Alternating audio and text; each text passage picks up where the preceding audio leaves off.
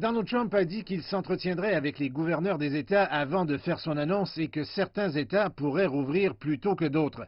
Certains d'entre eux seraient même en mesure d'ouvrir avant la première échéance.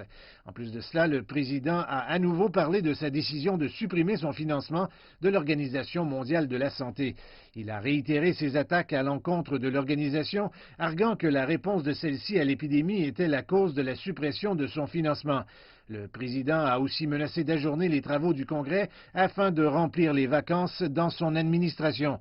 Or, ceci serait très extraordinaire parce qu'aucun président dans l'histoire des États-Unis n'a jamais exercé cette prérogative. En effet, même si le président des États-Unis a l'autorité constitutionnelle d'ajourner le Congrès, cette prérogative est uniquement limitée à la circonstance où la Chambre des représentants et le Sénat sont en désaccord sur la date de l'ajournement de leurs travaux. Or, les deux chambres du Congrès se sont en fait mises d'accord sur la date de la reprise de leurs travaux. La déclaration du président aujourd'hui est donc quelque chose d'assez extraordinaire.